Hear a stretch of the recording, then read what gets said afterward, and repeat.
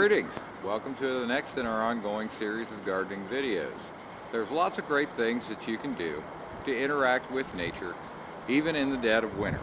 In today's show, I'm going to show you how to divide some tropical plants by root division. So let's head inside where it's a little bit warmer, shall we?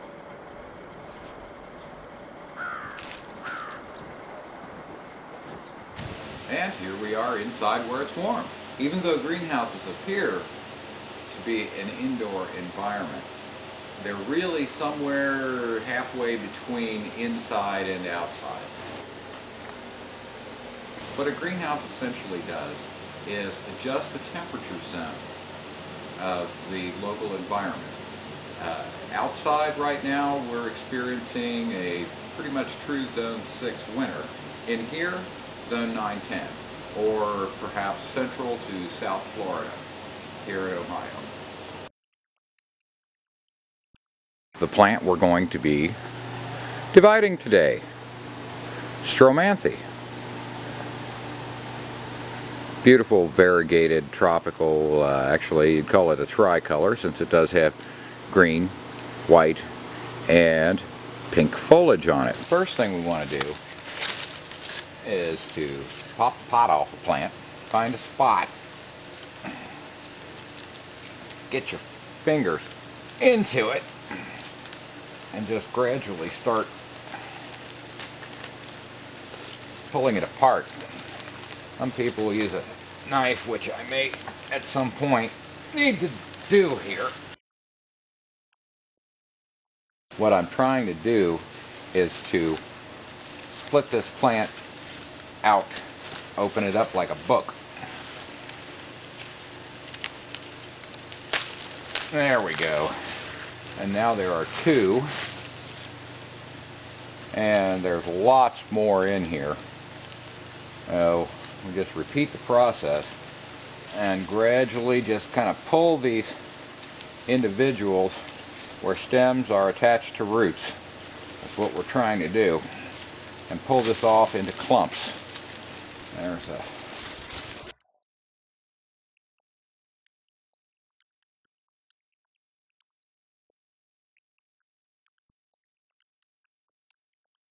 multi-tool. Good thing to have in your pocket if you garden or even if you don't. Got pliers and screwdrivers and knives and fish scalers and all kinds of good handy little tools.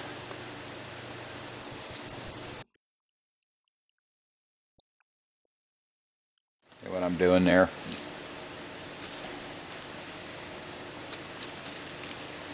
There's a nice plantable plant and another plantable plant. Just remember, roots happy, top happy. Root not happy, top not happy. Or in a more philosophical sense, grow the roots, the tops will follow. Grow the soul, or the body is hollow. That was my gardening gospel of 2005. My gardening gospel of 2009 was teach a person to fish, fed for life. Teach them to garden, they can feed the whole neighborhood. My observation of 2007, sheep and humans, 46 chromosomes each. Coincidence? I think not. Trying to be real careful with that one. This was a little fragile there, but I did get it apart. Two nice plantable plants. But if you can see here, the plant will tell you how it grows when you start to look at its root system. You can see here what it does is this tuber, this real thick heavy base where the feeder roots that harvest the nutrients and moisture that come off of expands and sends up a new shoot. And then this one will send up another one, and you wind up with the clumps like so. You can see there's a group growing over here, group growing over here, and so I'm just going to break that down, kind of feeling my way through my knife as I encounter the roots.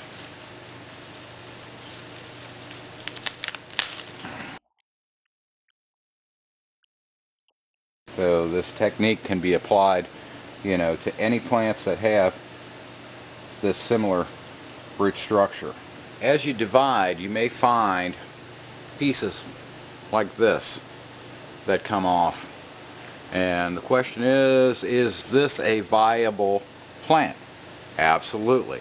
Does it have stems? Even though it doesn't have leaves, yes, it does have stem.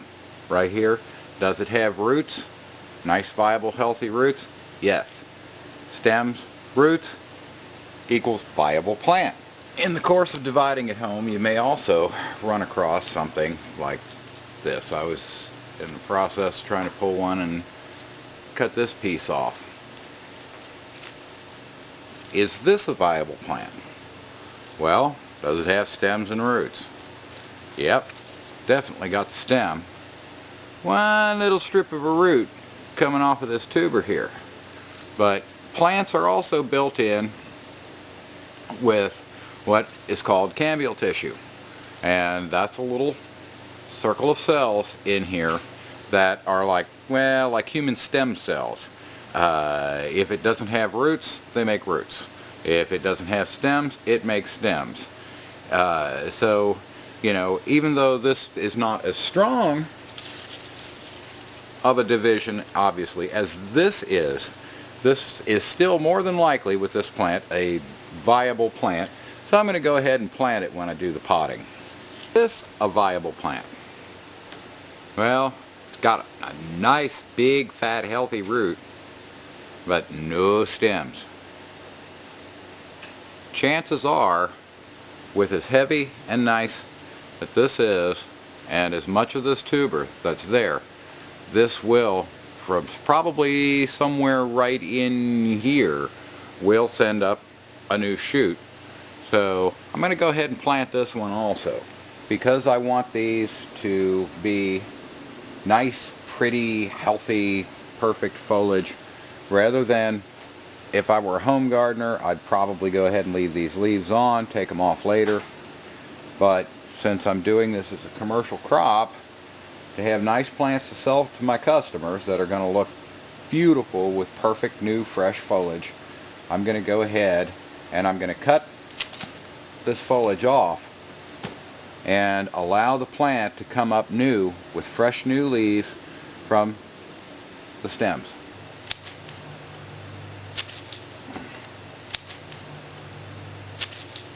The final step in the process is to get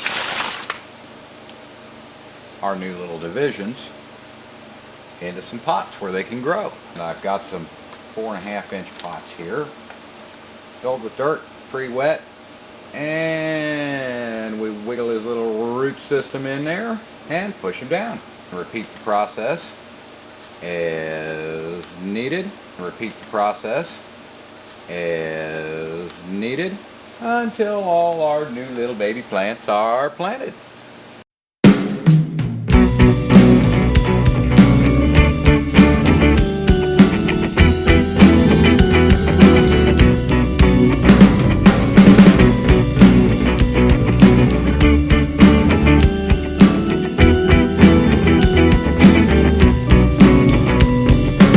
Now all we got to do is water them in.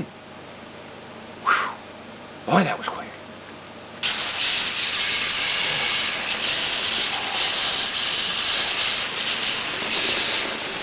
Well, there you have it. We've taken 4 6.5-inch pots and made 63 4.5-inch pots. Good old Stromanthe, medium light, mist often. Wonderful accent plant for your shade gardens and would tolerate our sticky summer humidity very, very well. That's our show. Till next time, happy gardening.